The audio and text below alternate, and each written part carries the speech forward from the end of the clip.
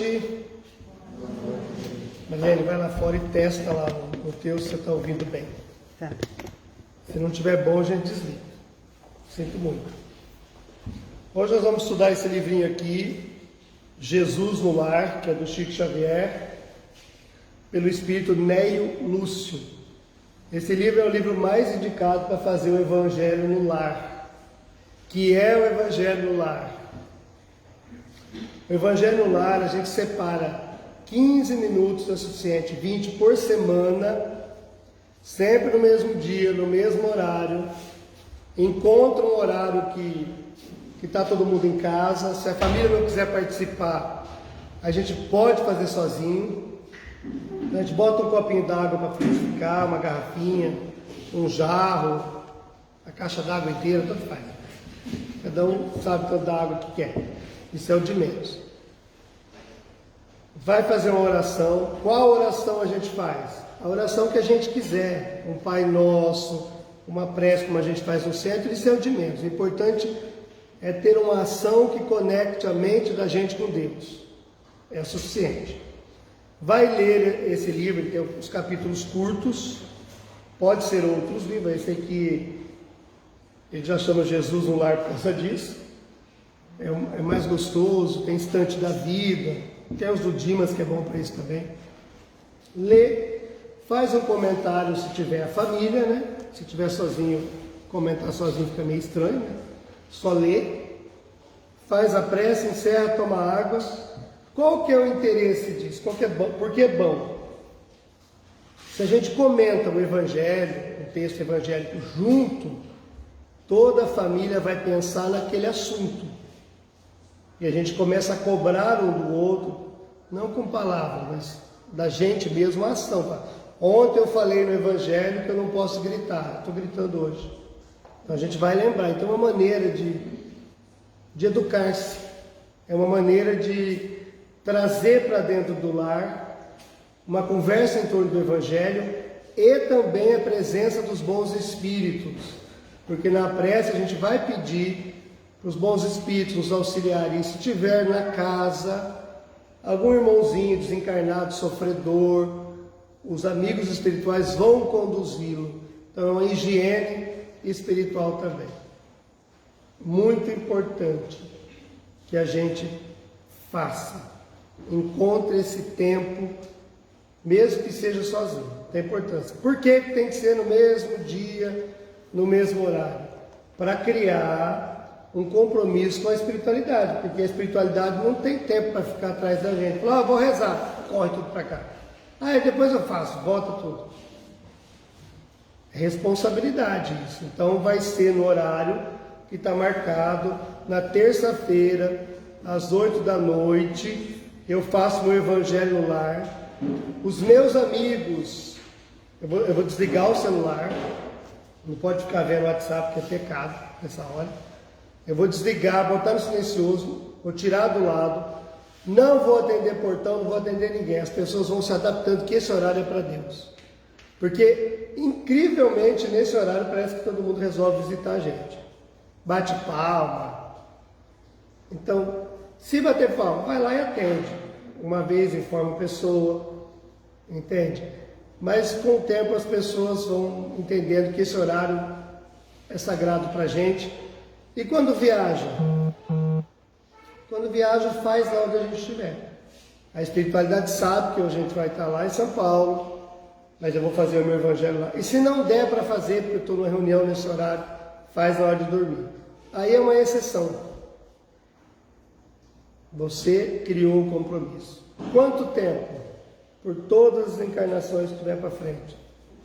Quanto mais, melhor. Quanto mais interação com Deus, e é o que mais nós precisamos. Essa interação com Deus é uma interação de fé e trabalho. Não pode ser só contemplativa. Nós vamos orar aqui porque eu estou 15 minutos de oração e a minha vida vai mudar. Não vai mudar nada. A tua vida vai mudar se você pôr em prática aquilo que você está aprendendo. E é o que nós vamos ler aqui no capítulo 11 desse livro. Diz assim: o santo desiludido. Tua filha, Carolina. Se for, você leva para lá. Ah, Denise, essa gatinha que é igual. Hoje ela estava armada aqui, a gata, quando eu cheguei. Ela perdeu a mãe dela, nossa senhora, eu tive que achar a mãe da gata. Ela não deixava atender. Tem um amor dessa mãe. Inclinara-se a palestra no lar humilde de Cafarnaum para os assuntos alusivos à devoção, quando o Mestre Jesus narrou com um significativo tom de voz. Por que é Jesus no lar? Porque começou na casa de Simão Pedro. Eles começaram a se reunir para falar em torno do Evangelho. Então o Evangelho nasceu ali. E esse livro são relatos daí.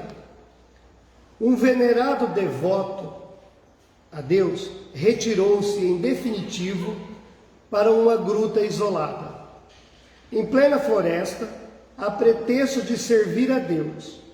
Ali vivia entre orações e pensamentos que ele julgava irrepreensíveis, corretos. E o povo, crendo tratar-se de um santo Messias, aquele homem, passou a reverenciá-lo com intraduzível respeito. Se alguém pretendia efetuar qualquer negócio no mundo, uma empresa, qualquer coisa, dava-se pressa em buscar-lhe o parecer, ver o que ele achava. E o considerado santo, fascinado pela ideia, pela alheia consideração, pela consideração dos outros, o crente, estagnado na oração sem trabalho, quer dizer, só rezava, não fazia nada, supunha dever situar toda a sua gente em seu modo de ser, com a respeitável desculpa de conquistar o paraíso. Então ele se recluía, se afastou de todo mundo, vivia oração, e as pessoas começaram a achar que ele é um santo, e tudo que iam fazer perguntava para esse homem, para ver o que ele achava. E ele gostou dessa ideia e começou a achar que os pensamentos dele eram os melhores e que se todos seguissem os pensamentos dele, todo mundo conquistava o paraíso. Tem um monte de gente assim.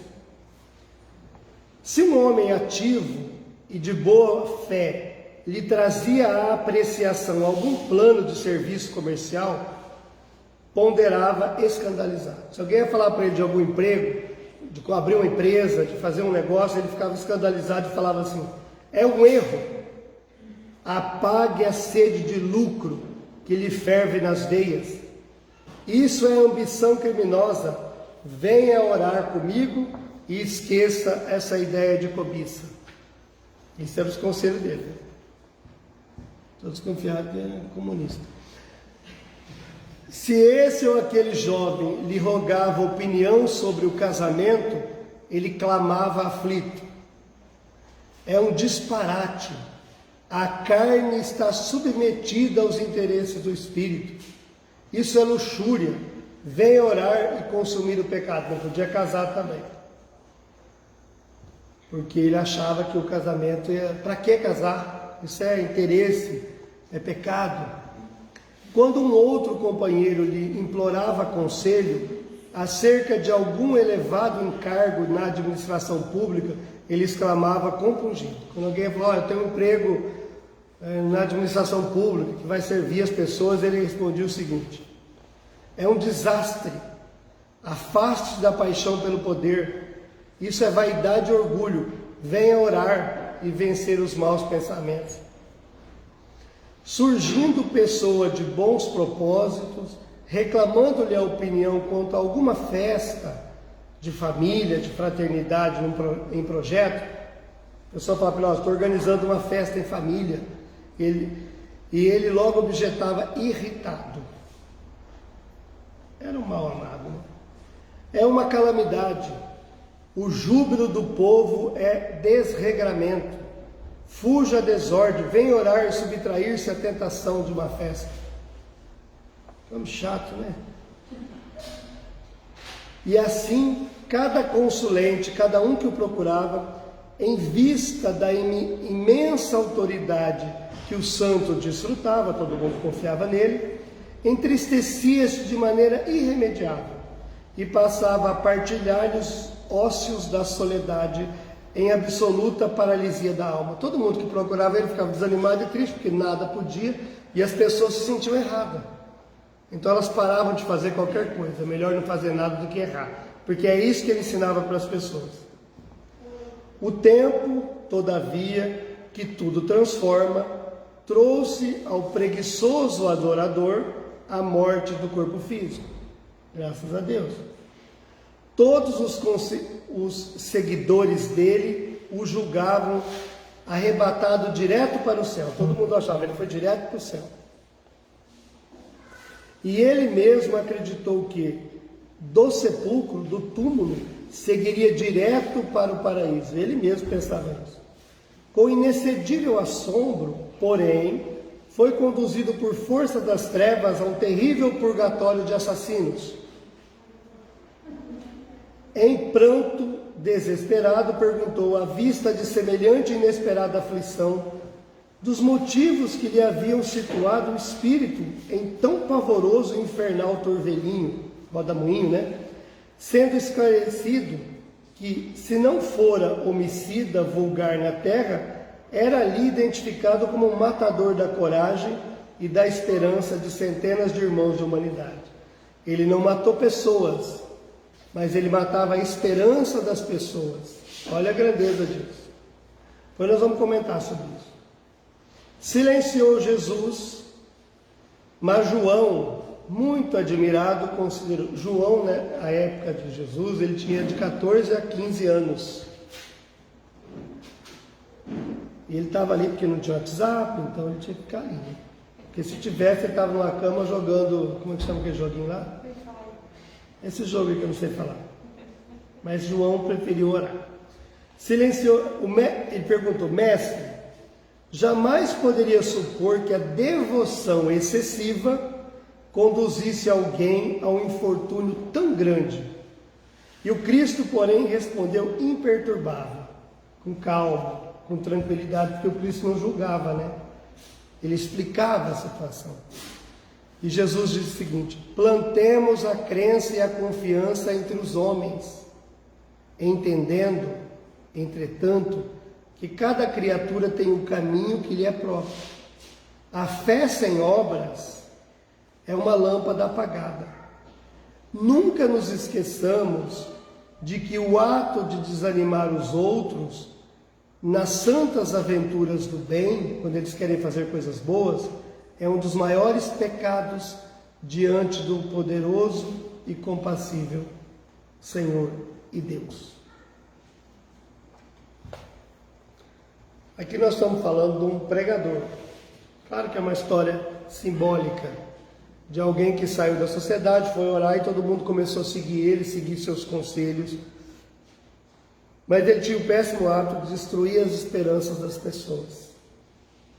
Imagine que as pessoas cheguem para nós e dizem assim: olha, eu estou pensando numa empresa, eu saí do meu trabalho, eu peguei meu acerto, eu estou pensando em montar um negócio para mim.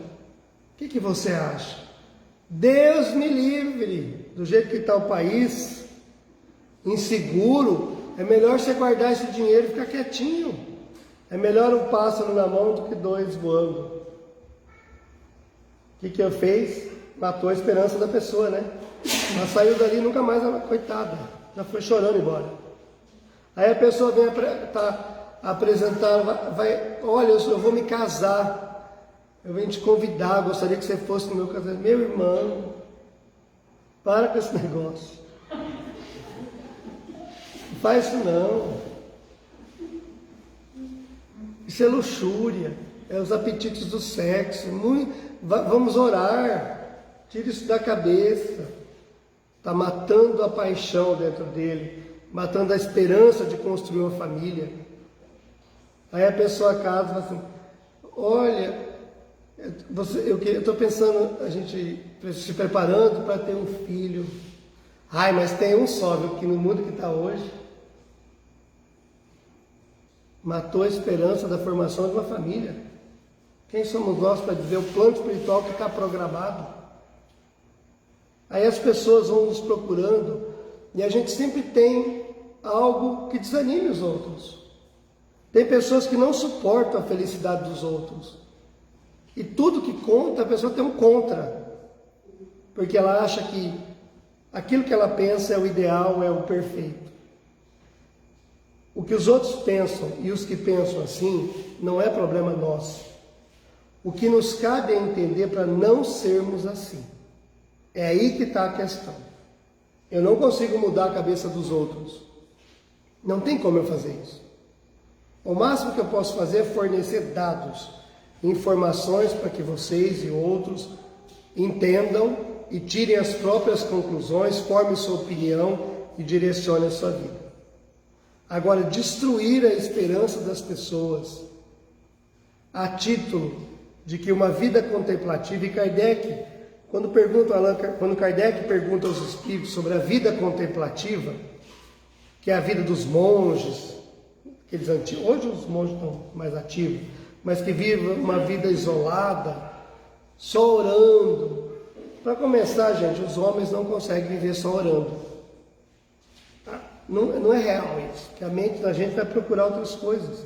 A fome desconcentra a gente, os interesses sexuais desconcentram, e a pessoa vai dizer, não, mas o monge não tem porquê. Ele é um homem ou uma mulher igual a qualquer outro. E se ele tiver saúde, ele vai ter esse tipo de pensamento. Então seria uma ignorância achar que eles não vão ter esses pensamentos. E uma vida de oração, se não tiver ação, um feito, não resolve nada. Bacelli conta uma história de dois monges, dois trabalhadores, servidores, dois monges fizeram um trato um com o outro. E trataram assim, olha, eu vou para o norte, você vai para o sul. Daqui 20 anos nós vamos nos encontrar. E nós vamos ver como é que nós estamos em nossa evolução. O que foi para a direita foi para uma caverna, longe de todo mundo, e ficou 20 anos orando. O outro que foi para a esquerda já encontrou logo ali uma comunidade e começou a trabalhar por essa comunidade. Não conseguiu chegar lá onde ele ia ficar orando. E ficou 20 anos trabalhando pelas pessoas, ajudando, sol quente, uma vida rústica. Quando deu os 20 anos, eles começaram a marcar um lugar para se encontrar e foi lá. Aquele que foi para a direita estava magro, pálido, porque ele não tomava nem sol, só ficar orando, magrinho, porque eles não comem, Eu me imaginei que eu estava da esquerda, quer ver? Aí ele olhou para aquele que estava na esquerda e falou, meu irmão, que tragédia aconteceu com você? Você está queimado do sol, gordo. O que você fez? Que tragédia aconteceu? Olha para você, tudo sujo, rasgado. O que aconteceu? Ele diz assim,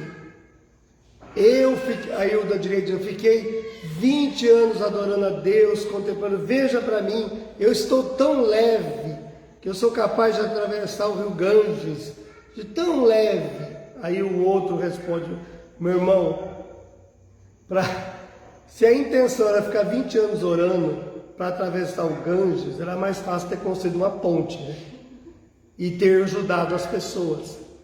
O da esquerda, a moral ele não foi longe, porque ele continuou fazendo obras. Fisicamente ele estava desgastado. Mas o que o outro construiu 20 anos sem fazer nada? Então essa vida contemplativa, ela não é boa e nem verdadeira, porque ela nos tira do trabalho no bem. São as nossas ações. Se alguém me pergunta, olha, o que eu devo fazer? Meu filho, trabalho. Alie o teu pensamento em Deus, põe Deus nas suas atividades. Não adianta pôr as tuas atividades em Deus, para que Ele faça, para que Ele abençoe. Eu tive uma experiência uma vez, com uma pessoa, que era de uma outra religião, uma religião bem dogmática, assim, bem fechada. E ele procurou a casa espírita, porque ele havia se distanciado dessa vou chamar de igreja. E ele vinha no centro, conversava comigo, ficava no atendimento. Ele falou, meu irmão, eu gostaria, chamado de irmão, eu queria te dar um presente. Pensei, lá vem, né? Tem até medo disso aí. Vou te dar um celular. Naqueles anos, o celular da época era aqueles flip, de abrir. É 3.000 anos de Cristo aquele celular. E ele me deu um celular daquele. Mas eu não precisava do celular. Naquele tempo quase ninguém tinha. Eu falei, você quer com isso? Ninguém vai ligar para mim mesmo? Peguei o celular. Foram 2 semanas de tormento e tragédia na minha vida. Chegava às 7 da manhã e me ligava e dizia assim, meu irmão, eu me sentia aquele homem ali que Jesus estava falando. Eu vou começar o meu trabalho, eu peço a tua bênção. Eu pensava, primeiro dia eu abençoei. Meio-dia ele almoçou e falou, eu vou voltar a trabalhar, pediu a bênção de novo. Eu falei, gente, eu vou ter que dar outra bênção pessoal. Terminou o dia, ele ligou de novo, meu irmão, o dia foi maravilhoso, ele vendia não sei o quê. Que dia abençoado, eu consegui muito sucesso, muita prosperidade, eu quero a tua bênção, que deve ser a bênção para janta agora, porque vai ter de dormir. E eu não tenho muita paciência com essas coisas. No outro dia, 6h30, a já acordou mais cedo. Piriri, meu irmão, eu pedi tua bênção. No terceiro dia eu falei, não vou abençoar ninguém. Já estou irritado, não estou abençoando nem eu. Mas ele começou a criar uma situação, falei, esse assunto é para Deus, não é para mim? Porque nem Deus dá conta de abençoar tanto, né?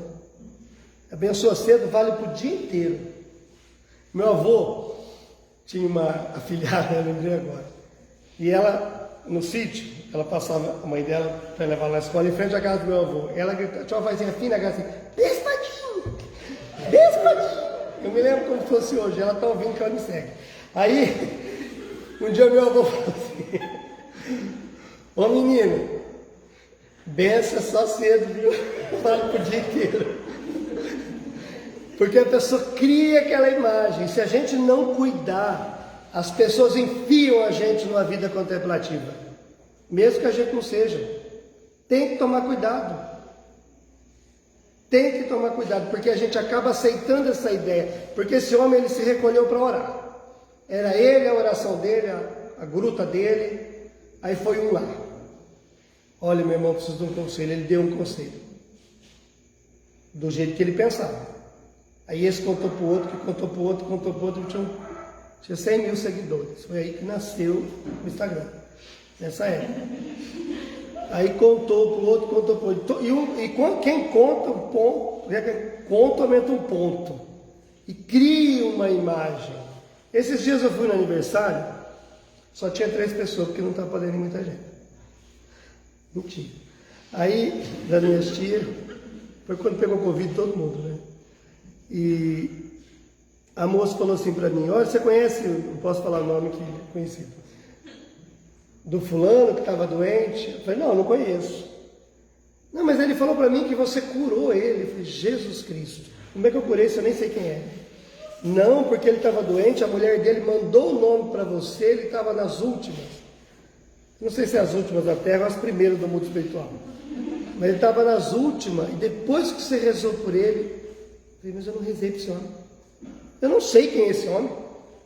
E a mulher insistia que eu tinha curado. Eu concordei, falei, foi mesmo. Me lembro como se fosse hoje. A pessoa cria uma fé naquilo que não tem. O homem procurou Chico Xavier e não encontrou o Chico na cidade. Até falei isso um dia com o doutor Aguinaldo. E quando o Chico chegou, o irmão dele falou, Chico, o fulano veio te encontrar, procurar, queria falar com você e não conseguiu. E o Chico ficou preocupado, né? Porque o Chico era muito fraterno.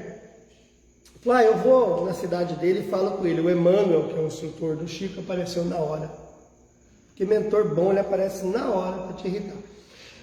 A gente poda ali, né? Na hora. Falou, Chico, se a fé desse homem é em você, é melhor que ela morra agora. Porque fé é em Jesus e em Deus. Nós temos que dar limite.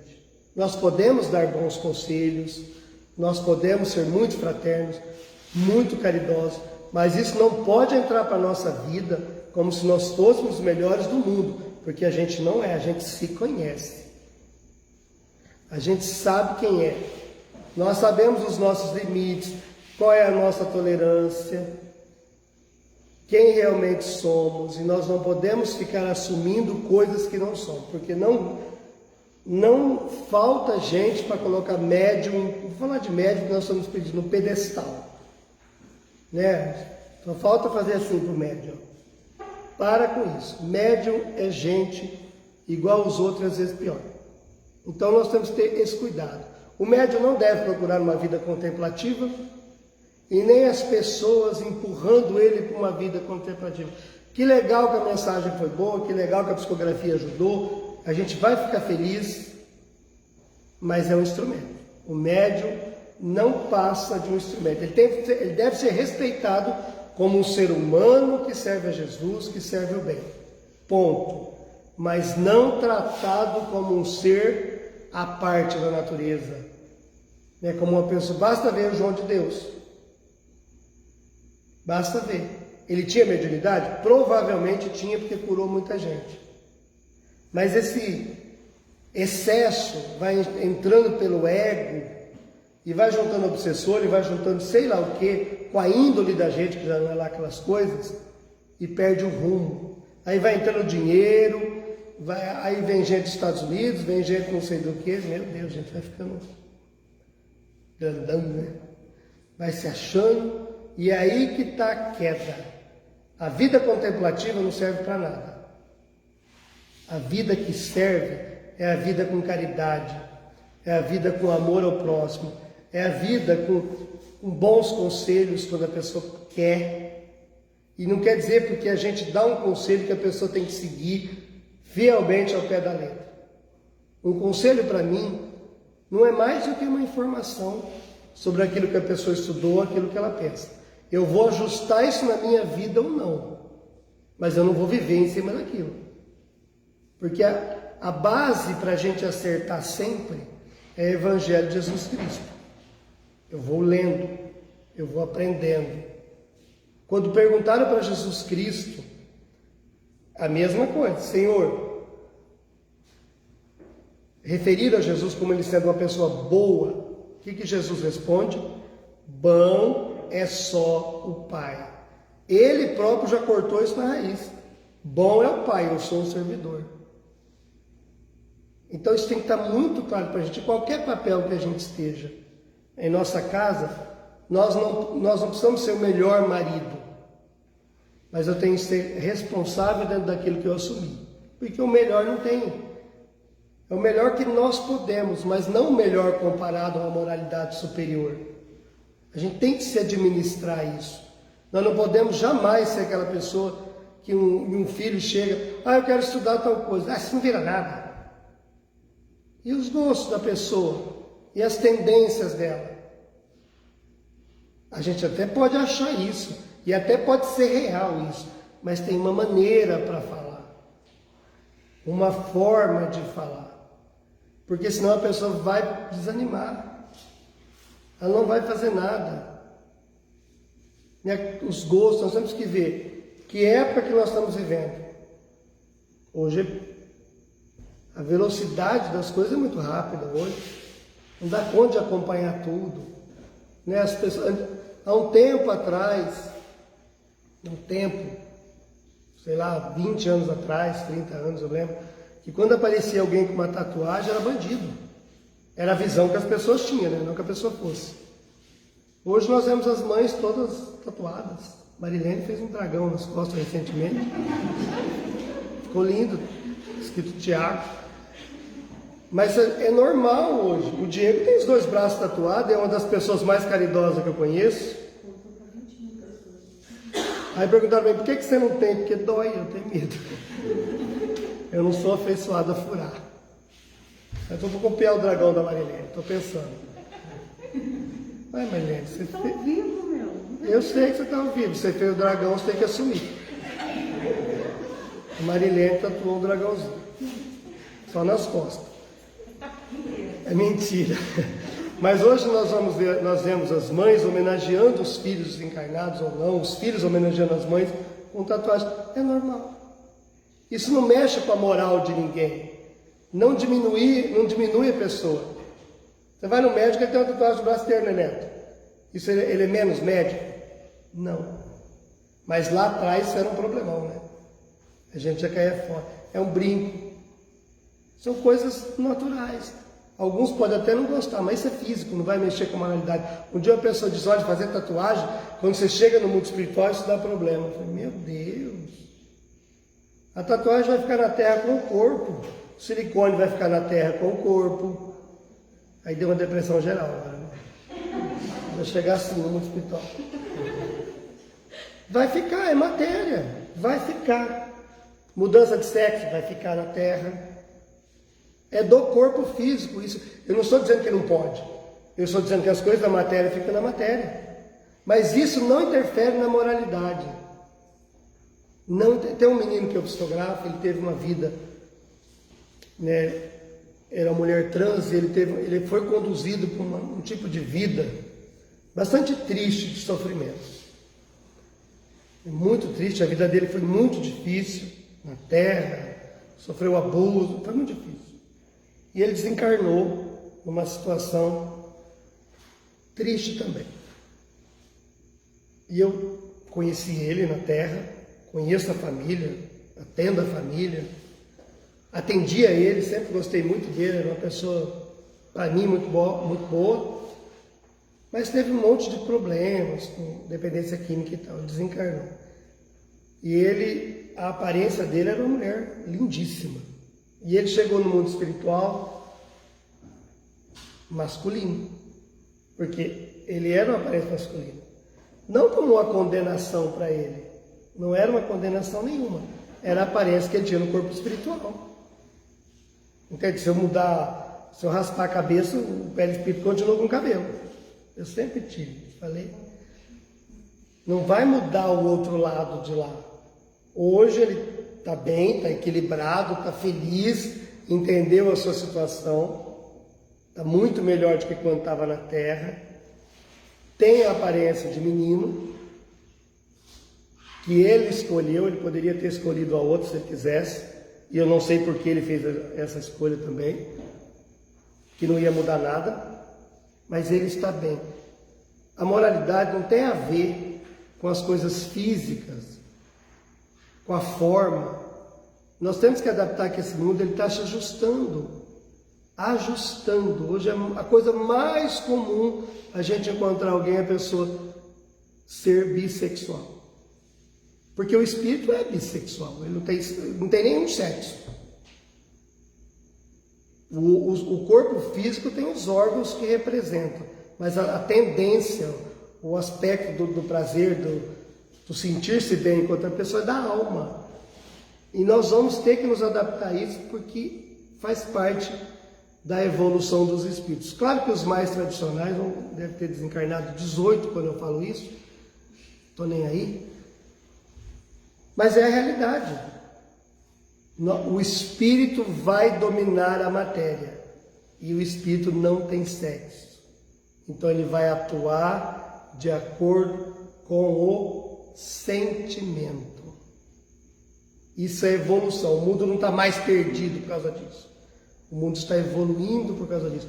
Porque o que importa é o caráter, a natureza desse caráter, a família que se forma entre duas pessoas do mesmo sexo ou de sexo diferente, o quanto elas podem criar filhos e conduzi-los pelo melhor caminho. Porque não pensa que nós vamos chegar no mundo espiritual e vamos achar um mundo hétero.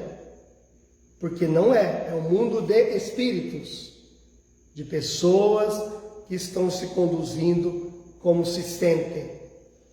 E se nós não entendermos isso, nós podemos ter filhos, netos, sobrinhos, amigos. E como é que nós vamos deixar de amá-los? Porque eles atuam de uma maneira diferente do que nós esperamos? Porque se nós dissermos que está errado, nós estamos agindo como esse homem aqui que Jesus falou, numa vida contemplativa. Isso aqui é o certo. O certo, o que é o certo? O certo é o que deixa a consciência tranquila. O certo é o que conduz a gente a Deus, às virtudes, ao bem. O certo é aquilo que conduz à caridade. Isso é o certo. não aquela visão que havia, que ainda há, do passado. Isso tem que ser abolido. Eu não levanto uma bandeira de ninguém, não. Cada um é o que é, não defendo ninguém, porque ninguém precisa de defesa. A gente tem que viver, não precisa defender ninguém. Mas nós temos que entender como espíritas, que entendemos sobre a continuidade da vida, que ora nós moramos num corpo masculino, ora num corpo feminino, ou segue-se vários masculinos, vários femininos, mas quem determina a natureza, a essência, é o espírito. Nós somos espíritos, e é isso que determina, espírito. Porque se nós nos sentirmos matéria, nós morremos com tudo aquilo que nós amamos. Se nós nos sentimos espíritos, nós construímos tudo pela eternidade, pelo reencontro, pelo abraço feliz, pela transformação. Porque ser bom não é interessante porque a sociedade vai ver. Ser bom é interessante porque me faz bem, me faz sentir bem, me faz me aproximar do bem. É isso que importa. Não, tem um livro do Adelino, eu acho que é Momentos com Chico Xavier, do Adelino, é esse, né? Em que ele fala, tem um capítulo que fala de homossexualidade, em que ele diz que nós, a época lá atrás, é um dos pioneiros que teve coragem dentro da doutrina de expressar, falando esse tema que eu estou dizendo, sobre a moralidade e não a condição que a natureza oferece para ela atuar aqui na Terra. Porque não é nem opção, é natureza. A pessoa não escolhe, ela nasce. E julgar é levar pessoas ao suicídio. Quantos não tiraram a própria vida porque se sentiram acuados pela própria família, abandonados, sentiram-se o motivo da vergonha e do desencanto da família. O que é isso? Quem é que vai pagar essa conta? Quem causou. Por isso nós temos que abrir a mente para aceitar as pessoas como elas são, amá-las como elas são e oferecer-lhes o nosso exemplo de bondade. Ela usa se ela quer, se a gente tiver também, né? Nada que transforme os outros, nada. Quando a gente vai no psicólogo, o que ele faz, Carolina? Ouve, não é?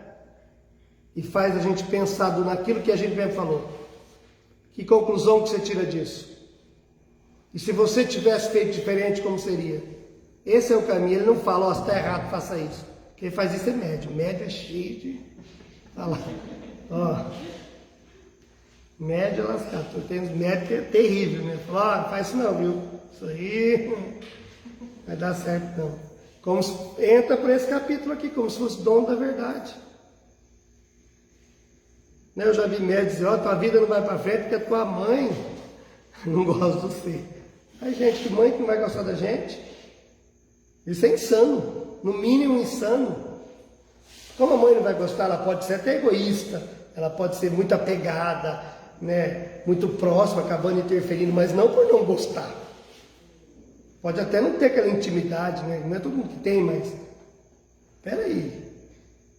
Olha, tem uma criança que nasce, chora muito, fala, ah, não, porque foi inimigo de outra vida. Jesus Cristo?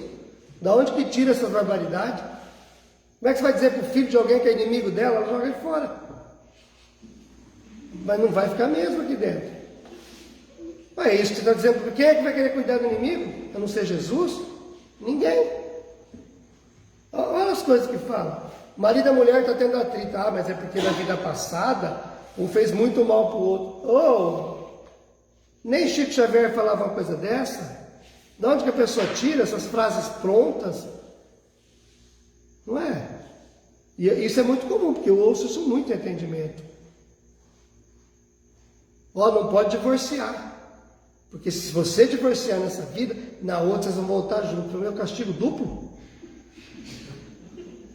Não deu certo, dessa não tem que dar na outra. Não, se eu não quiser voltar, eu não volto. Eu já escolhi para a eternidade, eu não vou trocar, está avisado. E é assim que vai ser. Escolheu agora que até que a morte os separe. E não tem morte, sinto muito dizer, somos eternos. Então acabou essa história aí, acabou. Escolheu, está escolhido. Nós temos o direito de separar. Nós temos o direito de interromper um ciclo de briga, de violência, de ensinar coisas erradas para os filhos. Nós temos esse direito. Como é que você vai dizer para alguém que não pode? Porque na outra vida a mulher está apanhando, ou o marido apanha também, lá em casa é o contrário. É minha mãe que bate. Tem que defender meu pai. Se tiver que bater em casa é minha mãe. Se tiver que defender alguém, tem que defender meu pai. A brava é ela. Se ela está vendo isso, eu estou morto. Mas se não está bem, você vai deixar haver um espancamento, usar a Maria da Penha todo dia. Não é melhor dar um tempo, cada um seguir seu caminho, tentar ser feliz, crescer de outra forma? E eu vou dizer que não pode separar? Aí amanhã tem um feminicídio, um homicídio que seja assídio, lepecídio, qualquer coisa. A culpa é de quem? De quem aconselhou, porque a pessoa tinha direito de separar. Não é a mesma coisa de chegar no médico e dizer assim para o médico, olha, tem um tumor aí. Assim, eu aconselho nem tratar. Meu Deus do céu, tem metástase até no perispírito. Não trata não. Fala isso para a mãe da Sabrina, né? Que ressurge da cinza 3 vezes por semana. A mãe de Sabrina, nossa psicóloga, tem tudo. Ficou em coma um tempão, né, Neto? Neto cuida lá. Mas não tem mais jeito. Não vai falar, não vai andar, só vai estar falando, andando, comendo sozinha. Aí ela teve umas metástases agora, a filha dela falou, meu Deus, estou preocupada. Não se preocupe. Se ela não for de outra vez, agora isso não é nada para ela. Quem somos nós para determinar que vai morrer? Fala, tem 6 meses, você presume que seja 6 meses. O vô do Diego estava com câncer terminal, foi determinado lá, ele viveu 30 anos depois. 30 anos. Eu não estou desdenhando a medicina, a probabilidade, mas não pode ser um checkmate. O Evangelho segundo o Espiritismo diz que se Deus quer, nós podemos ser salvos do último segundo da bala de um canhão, de uma arma. Não tem caso que a pessoa tomou um tiro e pegou na caneta que estava no bolso? Eu acho que era médico, sempre tem uma caneta. Porque é muita, para não ir mesmo, é pegar na caneta. É quase um absurdo, mas acontece. Então nós temos que passar para as pessoas esperança, amor. Vai abrir um negócio, vai te perguntar, analisa o ambiente, o mercado, se tem consumo, se tem isso, vai no Sebrae que ele te fala. Não é o médico que vai te falar, o Sebrae vai te falar isso. Vai fazer um estudo, pesquisar, tem a internet. Aí sim a gente faz. Mas não dizer, olha, nem faça, porque isso aí não vai dar certo. Não temos o direito de destruir a esperança de ninguém. Nessa frase aqui, vou até ler o último pedacinho. Que nunca nos esqueçamos de que o ato de desanimar os outros nas santas aventuras do bem, naquilo que eles acham bom, é um dos maiores pecados diante do poderoso e compassível Deus. Chico Xavier usa muito essa frase durante a vida, que o maior pecado do mundo é destruir a esperança de alguém. Explicar sobre algum ponto é uma coisa. Ser aquela pessoa negativa, que destrói a esperança de todo mundo, nós estamos sendo, como diz o próprio livro, um assassino da esperança alheia. Deus me livre. Deus me livre de ser assim. Se não deu certo para mim, pode dar para o outro. Eu posso orientar, mas jamais levar o desânimo. Hoje eu gravei um videozinho inspirado pelo Dimas, como todos que eu gravo é inspirado por ele. Até por isso fica mais sério. Eu não sou uma pessoa fechada, não adianta esperar de mim que eu não vá brincar, porque eu não gosto de uma vida muito seca. Eu sou uma pessoa alegre e eu sou assim, eu não vou deixar de ser, porque eu gosto de ser assim. É minha natureza, quem convive comigo sabe. Mas um vídeo hoje do Dimas, ele diz o seguinte, que as pessoas dizem que o mundo está cada dia pior. O mundo não está cada dia pior. Hoje nós temos acesso a mais informações. Antes não sabia o que estava acontecendo. A gente nem sonhava, hoje não aconteceu, saiu a Lumena, acabou de me informar aqui. Vocês não assistem Big Brother, povo atrasado. Aí, vocês estão faltando evolução. Ou é o outro? Vamos postar aqui. É tudo em tempo real. Aconteceu um acidente lá, nós estamos sabendo aqui agora. Então dá a impressão, e como as pessoas têm o hábito de multiplicar rápido, que é ruim, dá a impressão que todo mundo é ruim, né? Que o mundo está perdido, que o mundo não está. Deus criou o mundo de evolução. O Espírito está evoluindo a cada dia, ele não involui. Então cada dia nós estamos maiores. Só está parecendo que está cada vez mais ruim, porque as informações são mais aceleradas. Mas se nós entrarmos no YouTube e digitarmos caridade, obras no bem, fraternidade, nós vamos ver um monte de vídeo, né, Marilene? Maravilhoso. Diz lá, Mansão do Caminho, obras lá do Divaldo, coisa mais linda do mundo. Tadeu, as obras do irmão Tadeu, do Dr. Pedro, lá do Salvador, com as crianças com paralisia cerebral, 450 tinha na época. Tantas obras de trabalho no bem, é que a gente não tem o hábito, né? Isso não dá muito ibope, né? Mas o que você está vendo? Estou assistindo aqui o Evangelho. Vai achar que a gente está doente. Não tem problema. Nós é que não buscamos. E por não buscar, por não ter esse hábito, as pessoas começam a mandar para a gente aquilo que a gente sabe que a gente está acostumado a ver. Mas quando nós mudarmos, é igual o grupo de amigos. Se um botar pornografia e os outros gostar, só vai ter isso, não vai ter mais nada. Mas não bota, falar isso aqui não pode. Vai começar a vir outros assuntos, os pensamentos igual, vai vir coisas boas, coisas alegres, coisas felizes. Nós temos um grupo do Pedro Paulo Scadius, da família, alguns amigos, que ele passou pelo Covid, está em reabilitação ainda, e é um grupo de oração. Lá só tem oração. Todo dia nós botamos oração, nós acompanhamos oração. Então, quem entrou ali está no foco da oração, para ele e para outra freira. Então, é esse o caminho. Nós escolhemos o que chega até nós, o que nós queremos ver. Quer ver o mundo melhor? Começa a procurar coisa boa para ver, que você vai encontrar. Eu tenho certeza que vai ter muitas. Começa a procurar tragédia, você vai encontrar tragédia. Se nós visitarmos uma cidade, só para fechar isso aqui, vamos visitar aí Mirassol. Aí eu levo vocês para conhecer o hospital. Só o hospital. Vocês vão achar que em Mirassol todo mundo é doente, né? Porque só tem hospital. Se eu levar vocês no manicômio, no hospital psiquiátrico, vai achar que só tem doido, né? Problema psiquiátrico, porque só viu essa parte. Se eu levá-los num projeto social muito legal, na Cadime, por exemplo, vocês vão achar que Mirassol é uma cidade cheia de amor pelo próximo. É o que a gente olha, é o que a gente procura, vai entrar para a nossa cabeça e vai fazer parte do nosso cotidiano, das nossas buscas. Por isso que nós podemos escolher. A vida contemplativa só serve para a gente julgar os outros e se sentir santo. É com as mãos na obra, sentindo na pele, com empatia, com resiliência, é que nós vamos ter uma vida justa e de progresso. De outra forma, não nos ajuda. A gente tem que pensar nisso. Vamos fazer o bem, vamos trabalhar no bem. O mundo passa sim por uma crise, mas vamos pensar que essa crise é para nos deixar moralmente melhores. Moralmente melhores.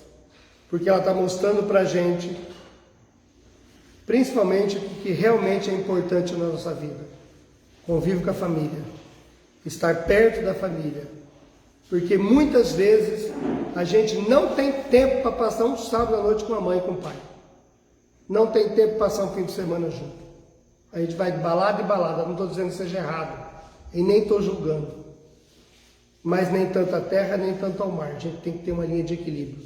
Esse momento triste de tantos desencarnes também pode nos ensinar muitas coisas, muitas reflexões, para a gente olhar para o mundo e ver que este mundo tem na sua direção Deus nosso Pai. E é nisso que eu acredito. Que nós estamos de passagem e levaremos na bagagem tudo aquilo que nós colocarmos nos nossos sentimentos. Quem colocar os bons leva bom, quem colocar os maus vai levar coisas maus. Muita paz, muito obrigado. Deixar claro aqui que nesse período de pandemia, que está tão acentuado aí, amanhã eu vou divulgar, nós não teremos as sessões de psicografia. Eu divulguei que vai ter a artezinha, porque nós não sabíamos que estava dessa forma. Mas nós vamos fazer outros suspendendo. É uma questão de responsabilidade. É uma questão de não... Assim, se a gente fizer, as pessoas vão vir. Uma boa parte vem. Mas a pandemia deu uma crescida aí. E isso não é interessante, né, para a gente reunir pessoas. O horário já não dá mais. Né, muito tempo aqui. Então, nós temos que ter paciência. Amanhã eu vou divulgar um vídeo. Pelo menos nessa do dia 13 não vai ter, dia 20. No final do mês, é muito provável que não também, porque as coisas são ciclos de 15 dias, né? É difícil falar. Mas a gente tem que saber que isso era uma prévia, né? Então vamos acompanhando as redes sociais para a gente saber. E orar muito, né, gente? Orar muito. A Martinha saiu do hospital, nossa amiga da casa, depois de mais de 15 dias sedada, com tráqueo, depois tirou a intubação, botou a tráqueo, aí tem dificuldade de falar, tirou a tráqueo semana passada, veio para casa, não anda ainda, né? Até ontem ela falava muito baixinho, né? Hoje cedo eu acordei, ela tinha feito um vídeo para mim, falando normal, felicidade. Aí a gente encheu o saco dela, um monte de borracha para ela, rimos muito, porque ela é muito alegre, como é bom. E eu entendi ali do que nós estávamos falando aqui. Quando a Martinha estava acordando, o Zé, o marido dela, me falava, ó, Martinha está acordando, hoje ela mexeu o olho. Meu Deus, mexeu o olho é uma coisa tão grande nessa situação, né? Ó, ela mexeu a mão, mas que só espasmos. Ah, para mim é tudo, tá bom, já mexeu alguma coisa. Ó, a Martinha acordou, mas está sonolenta. Acordar, a gente acorda todo dia, nem lembra que acordou, né? Foi uma vitória, assim, um avanço ela acordar. Ó, a Martinha está sentando. Nossa, sentar foi uma aventura para nós, foi um negócio, um balão e bolo para comemorar. Hoje ela falando, fiquei numa felicidade de ver aquela criatura tão querida falando. Fez a primeira fisioterapia, semana que vem ela vai estar andando, porque nada segura aquela mulher. Ela tem uma fé vitoriosa. As coisas mais simples da vida, que a gente faz todo dia inconscientemente, sem pensar, tem uma importância tão grande quando a gente as perde por um período. Isso vale para as coisas físicas, para as coisas da emoção, para o afeto, para o carinho, aquela pessoa que está do nosso lado, que não é perfeita, e nós também não somos. Mas tudo que nós pudermos fazer, analisar, refletir, para tornar a nossa vida dos outros melhor, é válido. Esse é o caminho. Muita paz, muito obrigado. Até semana que vem.